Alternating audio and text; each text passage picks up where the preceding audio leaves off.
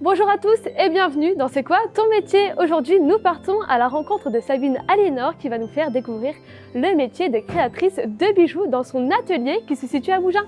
Venez avec moi!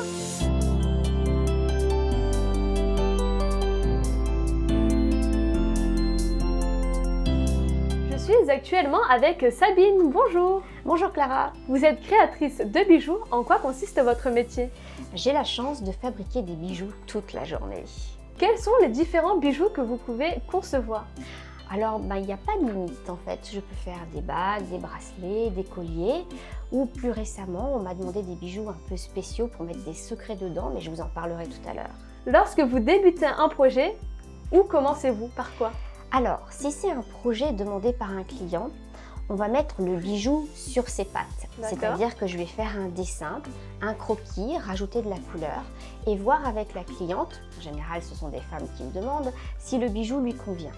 Ensuite, on va parler de la taille et de la matière que je vais utiliser. Alors justement, on parle de matière. Avec quelle matière travaillez-vous? Je travaille avec plusieurs matières. La première, c'est la pâte de métal. D'accord. Et qu'est-ce que la pâte de métal? Alors c'est une matière révolutionnaire. Ça a existé il y a une vingtaine d'années, ça a été développé au Japon. Cette pâte est fabriquée à partir de microparticules de métal, c'est-à-dire des petits morceaux de métal tout petits, qu'on ne voit pas à l'œil nu, on dit des microparticules. C'est de l'ordre de 1 à 2 microns. Donc c'est vraiment 1000 petits morceaux dans 1 millimètre, c'est vraiment tout petit. Ces particules, cette poussière de métal, est mélangée avec un liant qui est à base d'huile d'olive, et avec de l'eau. Du coup, ça se transforme en une pâte comme de la terre, comme de l'argile. Et avec cette argile, on fabrique le bijou, on le fait sécher et ensuite on le fait fusionner, c'est-à-dire qu'on le met dans un four à très haute température pour que ça reste que du métal. Pourquoi avoir choisi cette matière? Parce que c'est une matière qui demande très peu d'outils pour la travailler, juste les mains, un rouleau, des réglettes d'épaisseur, mais je vais te montrer tout à l'heure. Oui. Et ça peut se faire chez soi, dans une cuisine en fait. Et justement, avec la pâte de métal, quels sont les bijoux que l'on peut fabriquer? Eh bien, tout ce qu'on veut. Pouvez-vous nous décrire les différentes étapes de fabrication avec une pâte de métal? Allez, viens, je vais te montrer.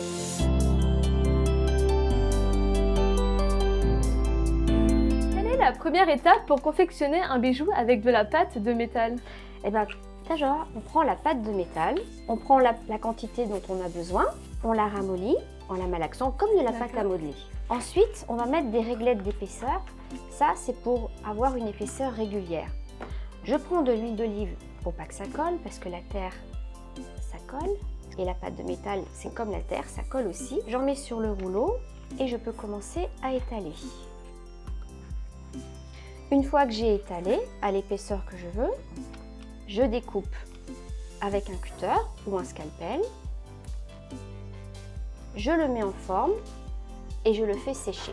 Une fois que c'est sec, donc il est en forme, je peux rajouter des décorations. Pour les décorations, je peux me servir de moules, comme là, que j'ai fait à partir soit de bijoux que j'ai déjà, soit à partir de tout ce qu'on veut en fait. Là, c'est un moule de rose.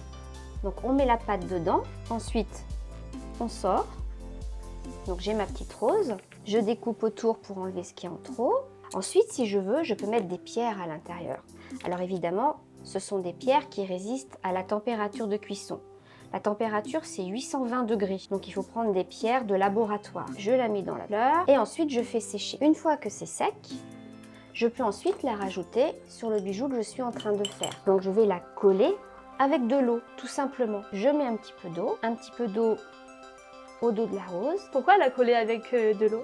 Pour éviter qu'il y ait des bulles d'air, parce que les bulles d'air explosent à la cuisson et du coup ça casserait tout. Et ensuite je fais sécher. Une fois que c'est sec, je vais le mettre dans un four à très haute température, dans la boîte ici. Et une fois que c'est cuit, c'est comme ça. Le bijou est coloré directement. Le bijou, et donc il reste que le bronze, le liant organique à brûler.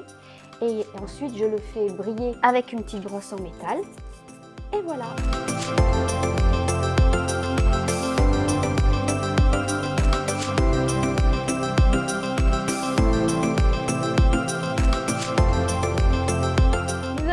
passer à la bijouterie traditionnelle. En quoi ça consiste? Alors là, c'est complètement différent. On ne travaille plus une pâte, mais on travaille du métal. Donc je vais travailler avec du fil, avec des plaques, et je vais la travailler avec des outils différents. Alors justement, on parle d'outils. Quels sont ces outils? Principalement, il y a le boc-fil. C'est une petite scie de bijoutier. À quoi sert-elle? Elle sert à couper le métal, à le scier. Ensuite, j'utilise des pinces. Là, les pinces, c'est pour mettre en forme, pour faire des ronds, des plats. J'utilise un marteau, un tas de bijoutier. Donc ça, c'est pour taper dessus. J'utilise aussi un chalumeau. Ça, c'est pour faire les brasures. Alors, qu'est-ce qu'un chalumeau? Un chalumeau, c'est un outil qui va faire des grosses flammes pour permettre d'assembler le métal par l'apport d'un autre métal. Quel est le bijou qui vous a pris le plus de temps à confectionner?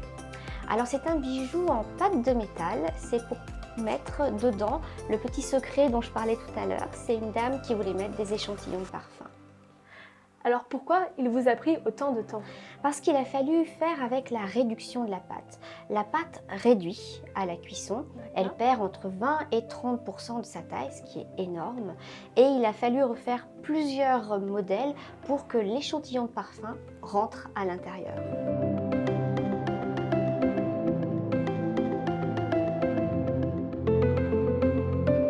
Quel conseil donneriez-vous aux enfants qui nous regardent? Faites bijoutier. Pourquoi justement bijoutier? Mais parce qu'on peut se faire tous les bijoux dont on rêve. Qu'est-ce qui définit un bijou? Un bijou, c'est un ornement. C'est quelque chose qui fait qu'on se sent beau. Et pour terminer, quelle formation pouvons-nous faire pour devenir créatrice de bijoux? Il y a plusieurs types de formations. La plus classique, la plus traditionnelle, c'est de faire un CAP de bijoutier. Ensuite, on peut faire un brevet des métiers d'art en bijouterie.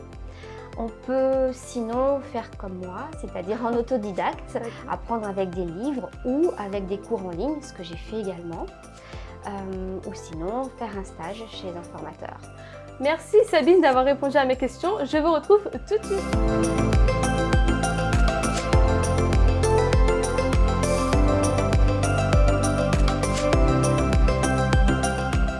Vous venez de découvrir le métier de créatrice de bijoux. Je remercie Sabine Aliénor d'avoir répondu à mes questions.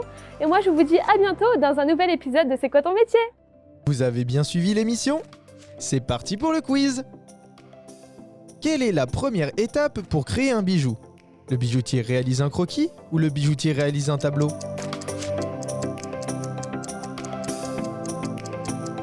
Il fallait répondre, le bijoutier réalise un croquis. Les enfants, les croquis sont des dessins qui permettent de représenter un bijou. Avec quels outils le bijoutier travaille sa pâte de métal? Les mains, un rouleau et une réglette d'épaisseur, ou une cuillère, un marteau et des ciseaux? La bonne réponse était la première, les enfants. Le bijoutier utilise ses mains, un rouleau et une réglette d'épaisseur. À quelle température la pâte de métal cuit-elle? 620 degrés ou 820 degrés?